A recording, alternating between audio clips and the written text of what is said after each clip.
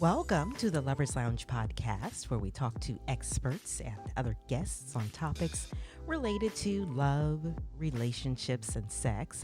I am your host, Tina Love, and on this episode, pretty interesting, we're going to be talking with Adam Cole. Now, Adam works with couples that deal with finances, a really touchy conversation, I know. He is a financial counselor. So he helps couples make decisions about money and so that money doesn't get in the way of their love. Adam, welcome to the show. Thank you for having me, Tina. It's a pleasure to be here. All right. Well, Adam, you've had just a lot of experience as a certified mediator and a former tax attorney and financial advisor and working with couples. Can you just, in a nutshell, just tell a little bit more about yourself and, what you do?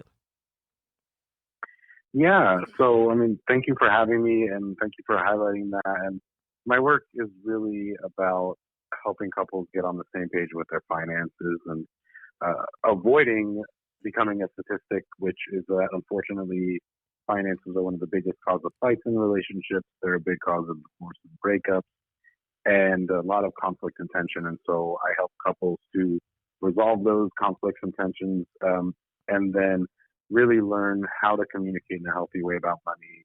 They can be on the same page and figure out what are their top goals, their top priorities, and then put together a plan of action for actually moving towards those goals. Great, great, great. So I'm hoping that we can shed some light for some couples out there who are maybe newly married, or maybe they are, been married for a while, or maybe they're considering marriage. So yeah, so let's dig in. And you're right. I Do mean, it. I've heard a lot about what the top three reasons for divorce or separation being because of money, right? So, what are some common themes or conflicts that couples usually have regarding money? Are there any common themes? Yeah, absolutely. One thing that I see is they just often don't really talk about it at all.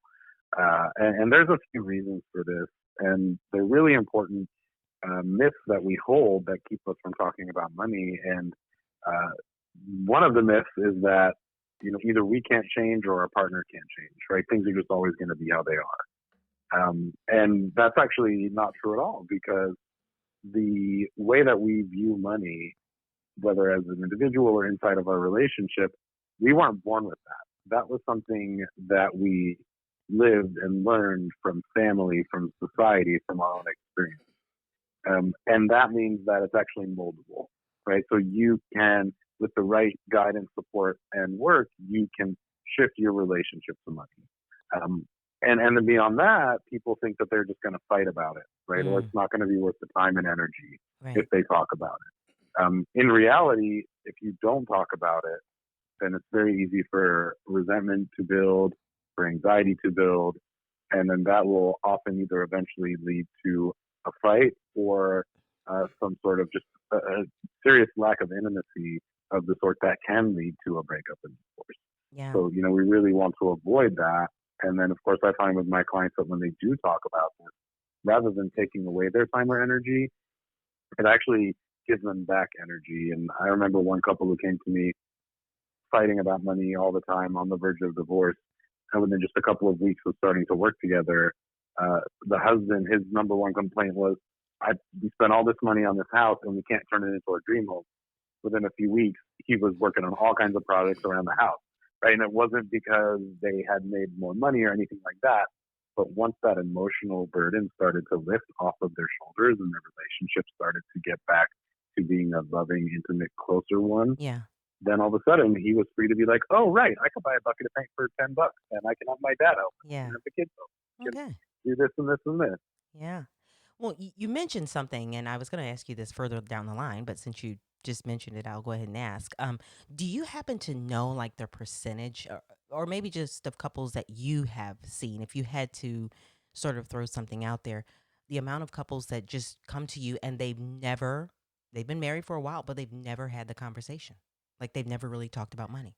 How often does that occur? Do you think? Well, it depends, I guess, Tina, how you define the conversation, Okay. right? All right.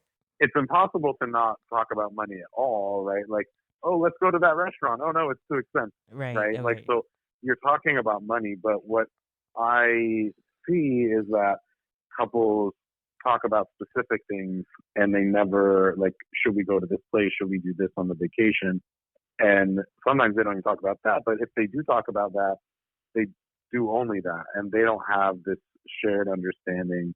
They don't actually feel safe talking about money to each other. They haven't done the work to create that space. They haven't done any work to understand their own history with money and their own relationship to money and what things might get them into a reactive state or what things make them feel secure, Right.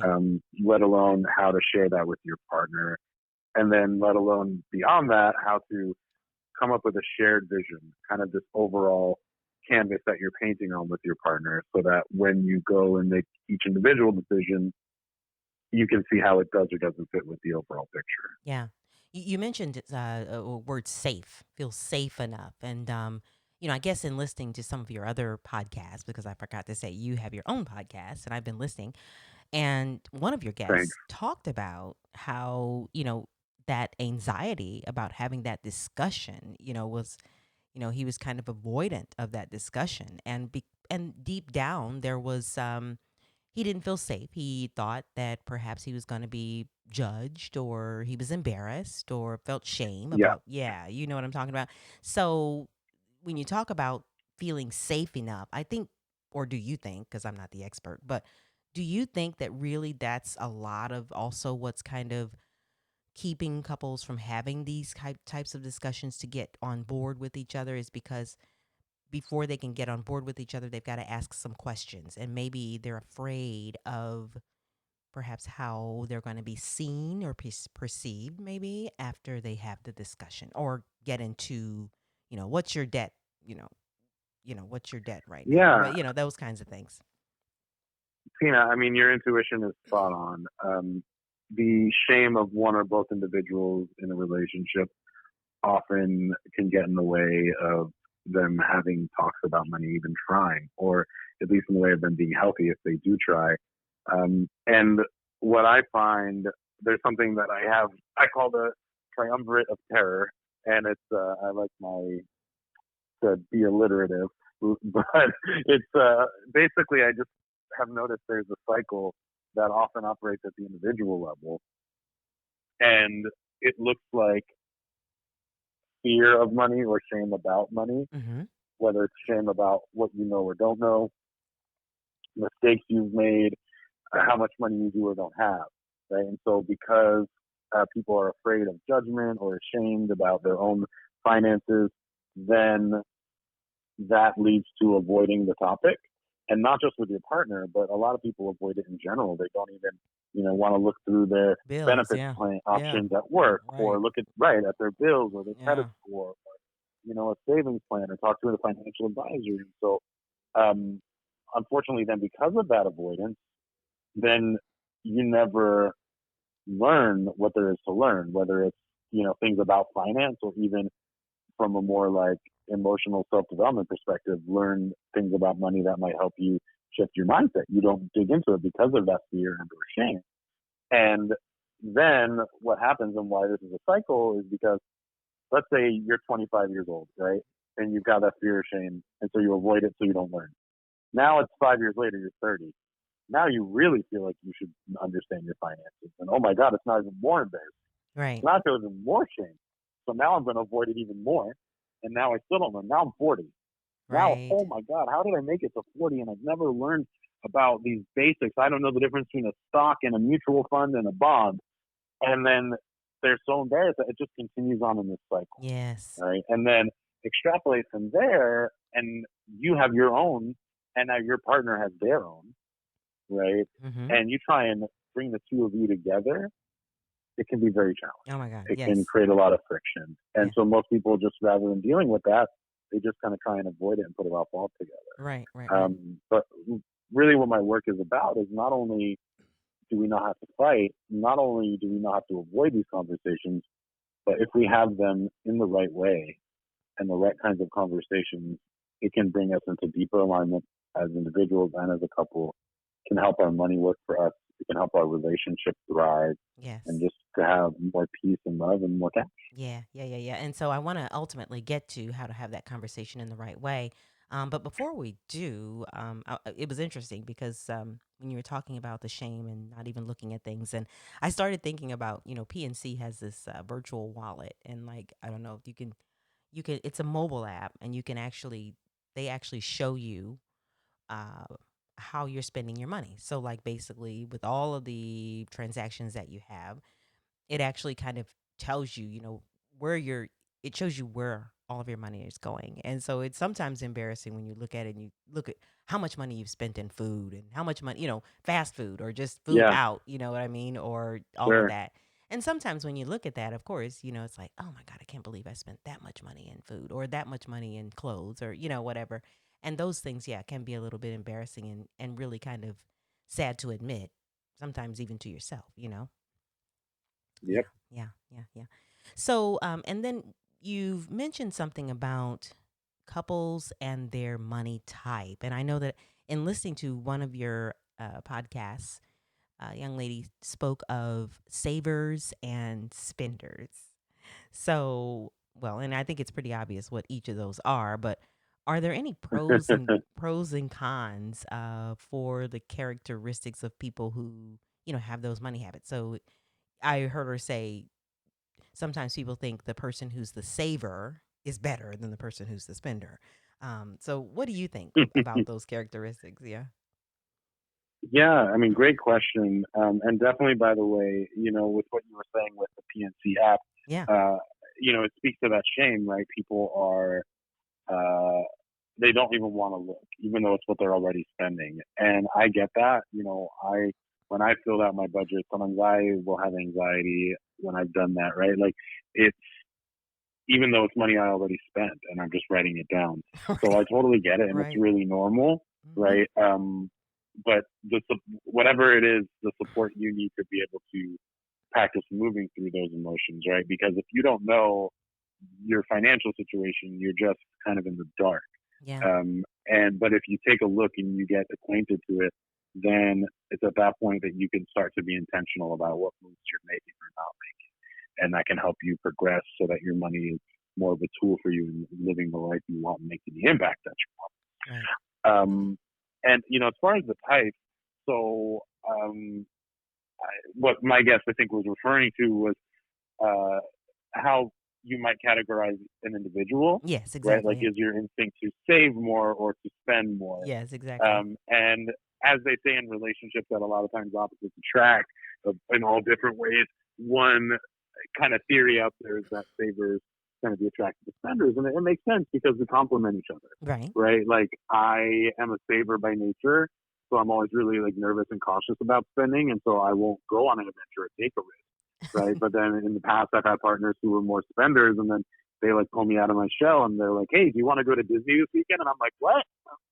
Yeah. Uh, okay, let's do it, right?" And I have a great time. Right. So, there's a good balance there. So I wouldn't say there's like one type that's better or worse than the other. Yeah. I think sometimes as a society we can be like savers are better, but everything has its pros and cons. Yeah. I think part of the process of maturing around your relationship to money is understanding what your default mode is, and then when and where it might hold you back from living your fullest life and achieving your goals, and then see what you might have to do to work on your mindset so that you really are free to choose, do I want to do this or not do this? Do I want to pick up this job or not? Do I want to spend this money or not? Right.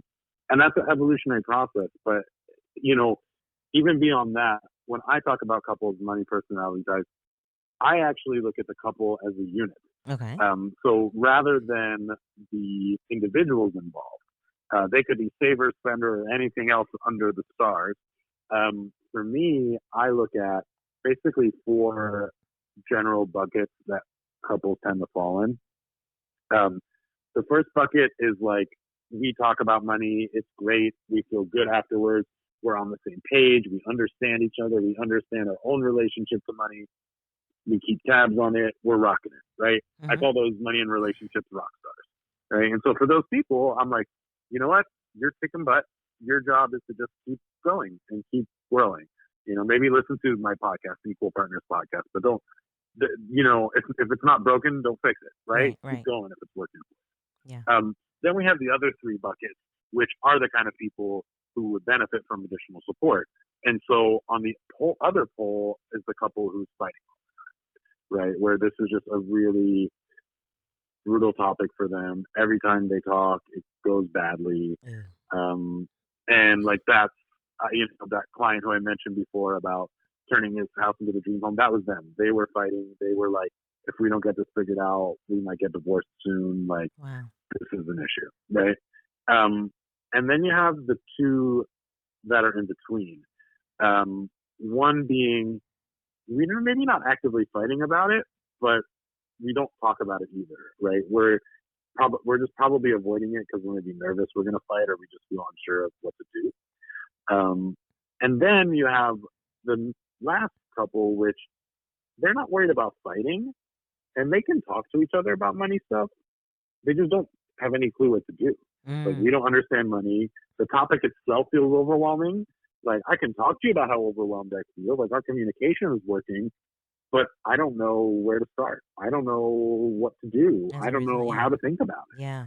And so really, those last three are the different kinds of couples who I focus on with my content and as my individualized coaching that I do with couples.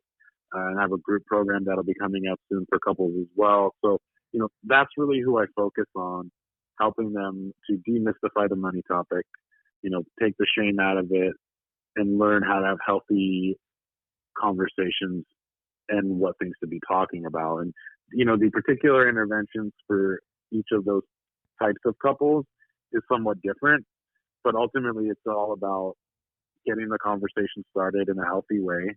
Like we were talking about before, building that safety and trust. And then as you do so, you can start to actually talk about more concrete decision making and more concrete planning, because now we're doing it from a place of shared understanding, of where we're feeling very related to each other around this, right? We love and care for each other. There's a lot of intimacy here. Yeah. And so now we can talk about, where do we want to live? How much do we want to spend? Do we want to have kids? If so, how many? How much do we want to spend on our wedding? Yeah. When do we want to retire? Right now we can have these conversations and they'll actually be constructive. I feel like what you're describing is where this wall comes down, like, because you've been able to approach it in a way where those barriers or the fear and the walls now can kind of come down, because now you've set up an environment that feels a little bit more safe and it feels a little bit more non-threatening, and so then you can have that conversation. So yeah. Exactly. Yeah. Exactly. Now you on your website, you have couples to complete a survey. So do the couples complete the survey? They complete it together as a couple so that you can derive at those types of couples that you just described? Is that really how the survey works and where you're going with it? Well, I know that I have a quiz. Okay. And for the quiz, I end up putting, like, the couples get scored. Yeah. And then they go and I figure out which of those buckets they're most likely in. Right. And then I give them a specific tool to take them to the next level, right? Kind of meeting them meeting you wherever you're at. Right. And then as far as, like, if someone's interested to work with me, then there's like an intake form basically that comes to understand, what is working and what's not working in your relationship around money. What are some of the top goals you have? Why are you ready now to get some coaching and make a move? What is it about this moment in time? And kind of what are your hopes and expectations from working with me? Okay. Because those are all really important topics, right? And sometimes people are just like, I don't know, but I just know it's not working and we need help. And sometimes they have a very particular set of goals. They're like, we would like to have kids, or we'd like to buy a home, but we'd like to get married, but we just don't feel like we can do that until we figure some of this stuff out. And that's like a couple of the clients I'm working with now fall into those buckets. And so it's a great privilege to be able to support them in having these conversations and working on their finances so that they're free to choose. If they want to get married, they can get married. Yes. If they want to have kids, they can have kids. If they want to buy a home, they can buy a home. Yeah. Hats off to them that they are, having those conversations now with you before marriage, and talking about it, even before kids, it's good. It sounds like they're getting off to a really good start. Yeah, I've actually been surprised by the number of unmarried couples who have reached out to me, and I mean, like unmarried who'd like to be married That's or who right. intend to get married, Yes. right? Unmarried by choice, but in a long-term partnership, different story. But like unmarried and would like to be married, and so it actually inspired me. I just put out my first digital product, which is dynamic. I call it a dynamic wedding budget spreadsheet. So I Yes. made a really neat tool where you just all you have to do is put in your total budget, and then you can pick up to like three different categories to be priorities, like honeymoon or Yep. food or beverages, and then it will automatically tell you how much you should aim to spend on each of the different categories of wedding planning. Because turns out, depending on what study you read, about half to three quarters of couples overspend their wedding budget by 7,500 to 12,000. Oh my God. So that's frightening, right? So I have the little wedding budget tool that can really save you thousands of dollars just by using it. And, there's so many important. Oftentimes, even before you're married, you are having important money talks. Maybe you're living together as well, but certainly by the time the wedding rolls around, that could be the most expensive day of your life, as well as the most important. Yeah. And you want to make sure you get it right, especially when we're talking about, you know, more upscale weddings can easily be 30, 50, $70,000 these days. So, Right. there's a lot at stake there. And I also share your admiration for the couples who are like, you know what, we don't even want to. We don't even want to mess with becoming a statistic. Let's like really get on top of this now. That's right. Approach it right. Yeah. And I was chuckling when you talked about going over the budget because I can remember when I got married back in the early 2000s. And it was funny because Mm. I didn't go over my budget, and I'll tell you why. Because I had a dad who was going to be was going to pay, and he made it very clear up front as to how much money Mm-hmm. that he had, and he was really stiff on money, really stiff. Like, Hmm. this is what I have, and this is it, and you go over it, you're on your own. And he would look at you at the out the top of his eyeglasses, and as if to say, "And I mean it." That visual Yes, is indeed. very clear to me. Yes, so yeah, so I didn't have that problem, unfortunately, but yeah, I do understand. So so you talk about on your website and in your podcast about understanding your money story.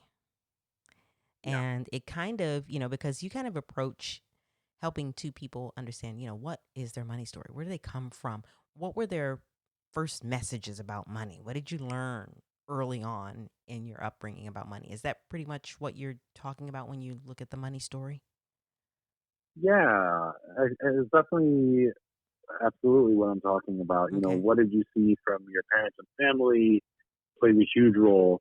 But there's a lot beyond that because, for example, what were any cultural norms in your community, right? Mm-hmm. Whether Mm-hmm. it's a religious community or an ethnic community or, other people, part of their experience growing up, maybe they're part of the LGBTQ community. And there's a lot of important values that that community can tend to hold.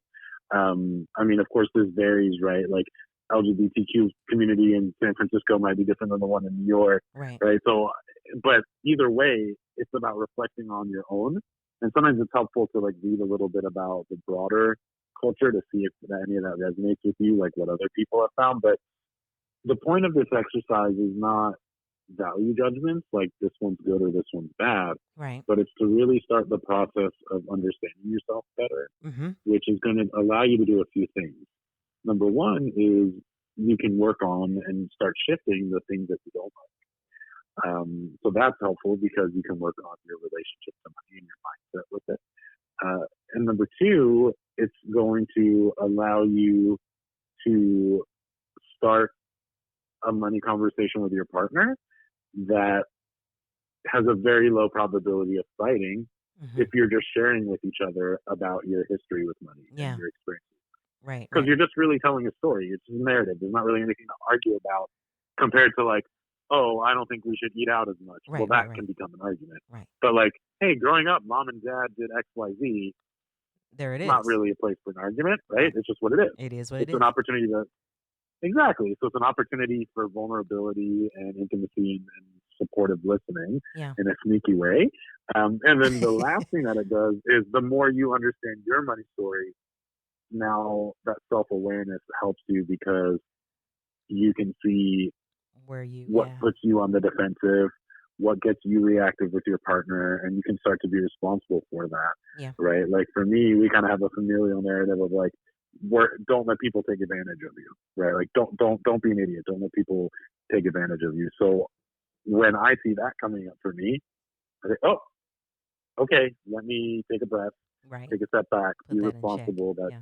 is that really what's happening here? Right. Is this person actually not respecting my boundaries or being unfair? Or is it maybe how much of it might be actually that and how much of it might be just this narrative, this kind of fear-based narrative that I have that's there to protect me, Right. but I Not can ready kind to of go. do a reality check. Mm-hmm. Exactly. Yeah. Perfect. Yeah. It was interesting in one of your podcasts, as you can tell, I've been listening a lot. You had you talked about a young lady who, and I felt so sad for her. Where you talked about, she was in a divorced situation, household, and how her dad would come and pick her up, and mom would send her out with all the bills, basically telling dad, what money they needed, and then she'd have to go and get in the car with him and give him the bills, and then he would fuss at her Yep. over and then send her a check and then push her on out the car and go on in there and talk to your mom. And I just thought, oh my God, that is so unhealthy to use a child, to be that mediator between the two. They're adults. They should have been able to talk with each other. Don't use a young child because, of course, then that formed her thought about money, you know? Yep. So, yeah, I thought that was really sad. It really wasn't. I mean, this is actually a client of mine, and she's now in her like 50s or so. Yeah. And she's a tremendous and successful person. However, both of her marriages ended because of money related things, right? And that was a lot of what we worked on, was how that showed up for her. And she needed to be responsible for that cycle and for ending it. And that was the work we did. She actually filed for her separation papers while we were working together, and that was a big victory for her because she realized she was attracting people who were toxic around finances. Wow. And it makes sense, right? That was kind of what she knew. And she was about 10 years old when that was happening, what the story you just shared. And I can't imagine being in that situation. Like you said, putting a child between two feuding parents who are divorcing or recent divorcees, like, and on a topic like money, even more so, right? Like, you're right, it's unhealthy, and it definitely impacted her. That's why I say, like, people ask me, oh, how can I teach my kids about money? And, I'm not an expert in that, but what I can say is deal with your own stuff. Like, deal with your own money story, deal with your own money anxiety, deal with your own money baggage, whatever you want to call it, right? Because kids learn through what they see, right? It's more of that, like, energy transmission is even more important in certain ways than the knowledge transfer, than teaching you. Like, it helps, right? Like, I mean, I learned as a kid from my grandfather and my dad, like, how do you balance a checkbook? Of course, they don't use a checkbook anymore, but, that was helpful to learn the practical skills. But the mindset is as, if not even more important. Like, do you have an actually healthy relationship with money? Do you feel comfortable with the topic? Do you understand how you feel about it and you're able to mold that to a healthy perspective that really serves you and the values you hold? Or are you stuck in some sort of unhealthy narrative or narratives about money, in which case most likely your kids will either do one of two things: adopt those same narratives, or they will go extreme in the opposite direction. Right? So, like, I had someone in a workshop recently who was like, she said, I heard no, no, no, no, no all the time from my dad. So I made the decision. Like, she didn't not even consciously necessarily, but she's like, I'm never going to do that to my kids. And so now she spoils the heck out of her kids Huh. which is wonderful to spoil people. But But yeah. she and her husband make a good income, and they don't have as much to show for it as they'd like come the end of the month or the end of the year. Yeah. And part of that is perhaps in how she spends. And Mm. again, there's nothing wrong with the spending, but for her to look after being part of the workshop, she's able to take a step back and be like, am I doing this because it really serves me? How much is that? And how much is like getting back at my dad, or Yes. I don't want to be like my dad, or my dad did this and since I made that mean that he's like it's bad not to spend, it means you don't care for people, and I need to prove to my kids that I care about them. Ah. I don't know, right? Yeah. That's kind of stuff in the depths of her own mind, and I Right. don't know what's there, but just to share some of the kinds of things I hear from people in No. situations like that, they Yeah. make up these narratives. Yeah, go ahead. I was gonna say you've just blown my mind because she sounds like me because my dad, as I mentioned him earlier, he was a stickler and he would certainly have Mm-hmm. a line that you couldn't cross. But I was telling somebody the other day, I said every time I would ask him for money or if I needed anything, and it kind of got to the point where I stopped asking because I knew the answer was going to be no, no, Mm-hmm. no, no, no. Mm-hmm. But it was so funny. I said, and when he passed away, we learned that he had tons of money. You know, it's like all that time he was telling us, no, he didn't have money. He did have money. But it was funny because my friend said, well, probably because he didn't have money for you and he didn't have money for you all, but he had money. So yeah, so that was funny. That was funny. My No, God. it's really true. And here's the thing: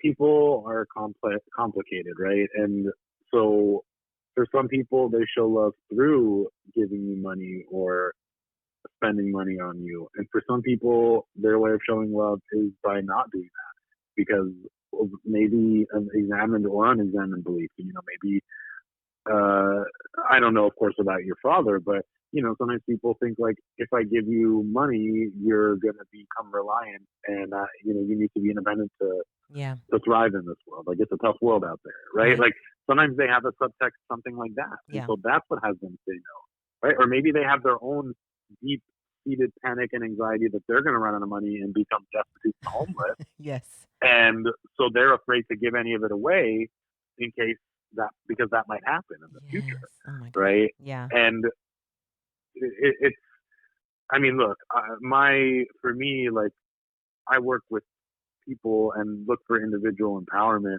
in my work, right? But I also care deeply for social issues and understanding the community and society as a whole.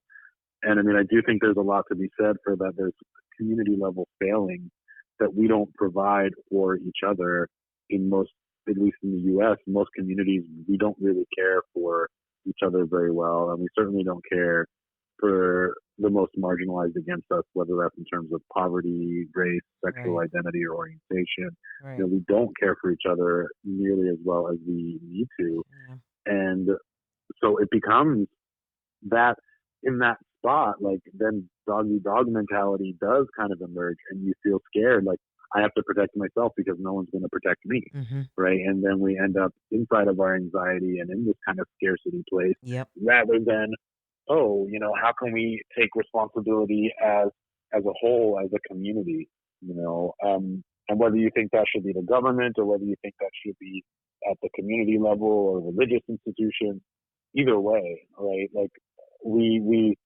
suffer from a cult of individuality that's taken to the I don't want to say the nth degree, but something probably pretty close in the U.S.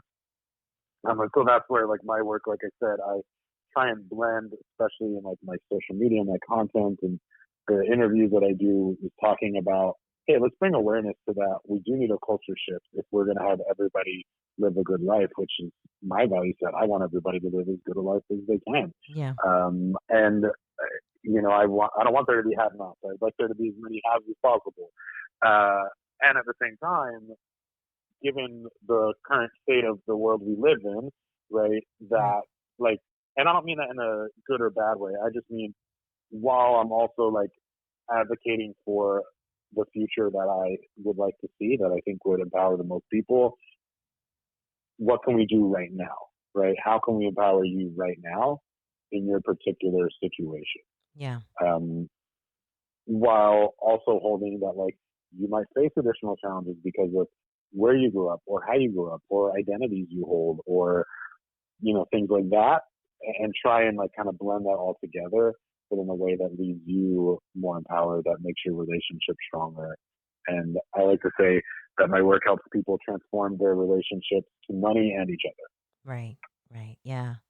So, speaking of towards each other and couples, we've talked about the conversation that needs to take place, or several conversations that need to take place. Um, and you mentioned conversation starters. Um, Yeah. so, can you give some examples of those conversation starters? Just to, Yeah. yeah, how can people just break the ice and begin this, whether they're married Well, or single out there? right. I have put together a free guide Mm-hmm. about this. Right. It's got one of those nice, like, shortened Bitly links. So it's like bit period ly / start the money talk, all Mm-hmm. lowercase. Okay.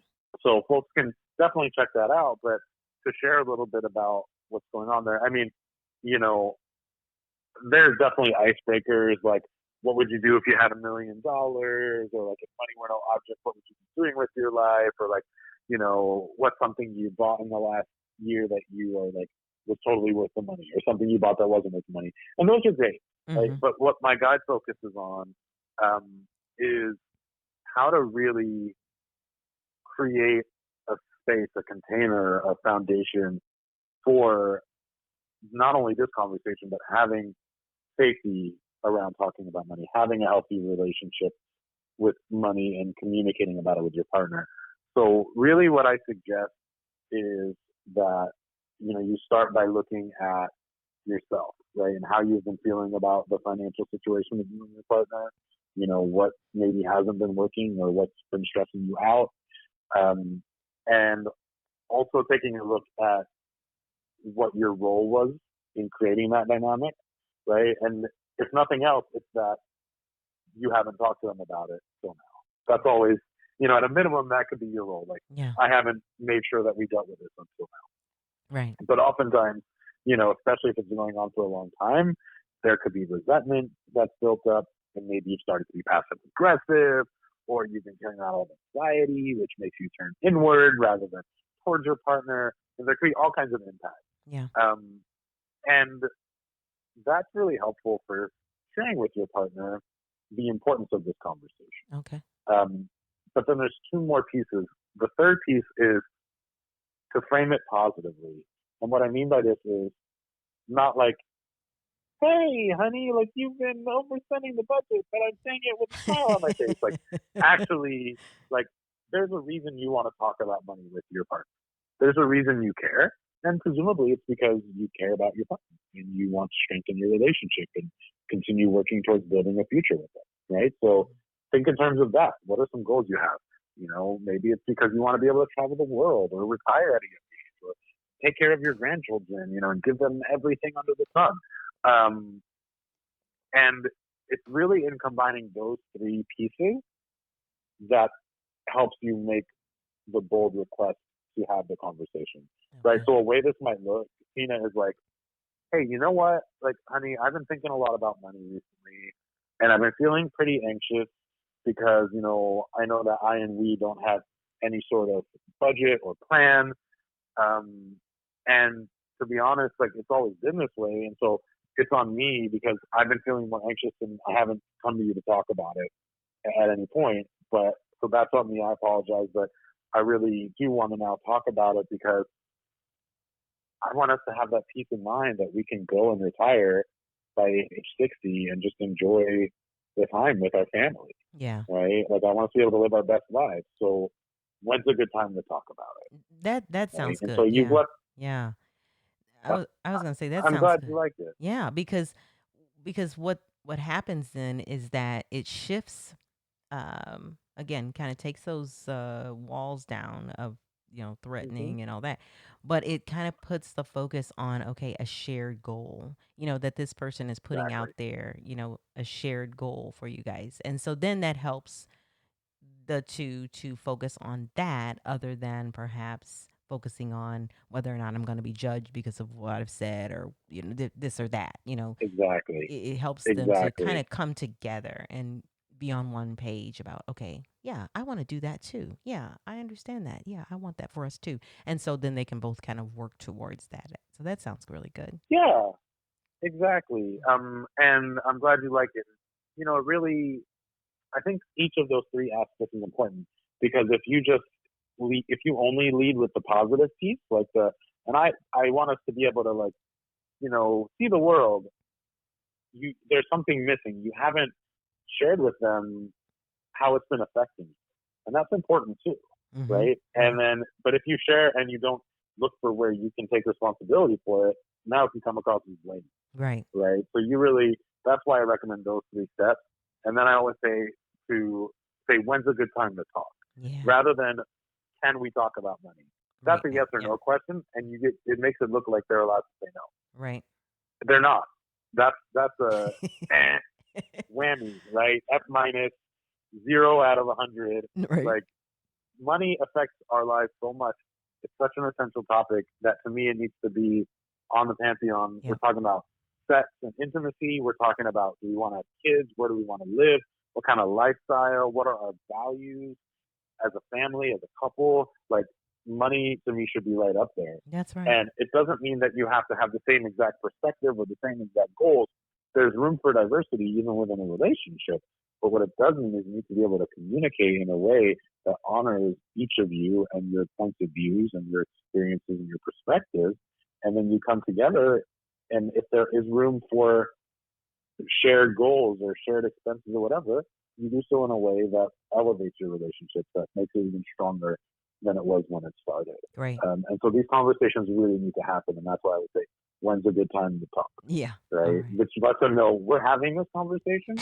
I'm gonna It's just but I want to make sure we have it right. at a good time. A mutually, yeah, acceptable time. Yeah. Okay. Exactly. All right. So, I kind of there's a couple more questions I want to ask before we close out. Because I'm Sure. thinking about possibly couples who are listening right now. They're not married yet, but they've been dating, or they're just now starting to date, and money comes up even then. It's like, Yep. okay, who should always pay for the date, or should we be going back and forth, or I think that Yeah. came up in one of your podcasts you were talking about with you and your girlfriend and stuff. Or are you married by now? Did you guys get married by now? I'm not sure if you guys are still dating or Oh no, what. I'm not married. Okay, I all was right. dating somebody at one point during the podcast, but we're no longer Yes, dating I know after you the talked recording about at that. this Yep. point. So you mentioned kind of a dating situation where it was kind of like, okay, uh, you didn't want her to pay, but then she said, "Well, I'll go ahead and pay." So what would you say is a healthy dating financial scenario? Yeah. Well, I mean, first thing I'll say is, um, while I'm a money and relationships expert, my focus is mostly on committed couples who've been together for at least a few years or otherwise married or living together. Right. Either are financially entangled or would like to explore that conversation. So, not the dating expert. However, to me, I think what's important to consider is, yeah, even from date number one, there is some impact on each of our finances, like everybody's finances in a relationship, because let's say we alternate who pays for dinner. Well, that's going to be a very different bill if it's fast food versus if it's fine dining, Right. right? Or if Right. we're going on vacations together, it's going to be very different if we're staying at the Four Seasons versus staying in a hostel, Right. or if Exactly. we get the private tour versus if we go on a free walking tour, Right. right? So to the extent that your finances are impacting each other's and the choices are impacting each of you financially, I think that you can at least start talking about money in a proportionate Yeah. way. Like, okay, we're going out to eat or going to the movies or whatever. Hey, here's what I'm hoping to spend on recreation, right? Like this much money. Like, and then you can maybe plan together if it's a concern for Yeah. you. If money's not a concern and you have more than you need, great, good for you. Right. Um, but that that may not be the case, Mm, and it's also an opportunity to build some closeness. But here's the thing: what I see is that people don't talk about money not because it's not a concern, it's because out of fear. right. And if you're avoiding the conversation out of fear, then that's something to look at and say, am I afraid? What does that fear look like? Why is it there? What's it telling me? Where's it coming from? Mm-hmm. And seeing what there might be there to explore. Um, and there's different schools of thought on like, should you talk about how much you make on the first date or whatever? Yeah. I wish I had a strong opinion. I don't. Right. Right. I'm still feeling that all out in my dating Own life. situation. Yeah. You Yeah. know, I get it. but I've been married before and I've been divorced, Right. and that was the toughest time of my life was that divorce. So Mm-hmm. I know what it's like to lose that relationship, and so that's really where I focus is on helping couples avoid that Yeah. risk of divorce and then also maximize the chance that they can be Together. as Yeah. intimate as possible. Yeah, absolutely. And so, my last question, because I'm like you, I mean, I've been married before and certainly learned some things as it relates to Sure. finances. And yeah, that was interesting. And so, one thing that I learned, and I'll ask you a question about it right now, is so should couples, they get married, should they share an account or should they have separate accounts? What do you think? It's a great question. It's a great question. And my answer might surprise people a little bit. Um, so in my work, I tend not to be prescriptive.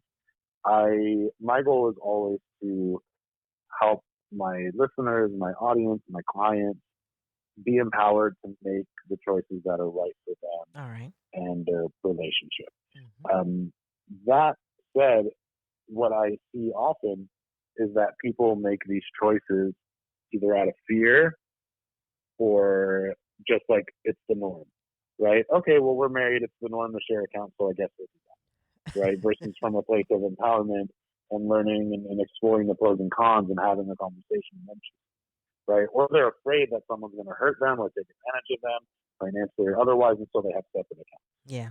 And they don't talk to their partner about it. They just say, no, I don't want that. I want separate accounts. Well, here's the thing.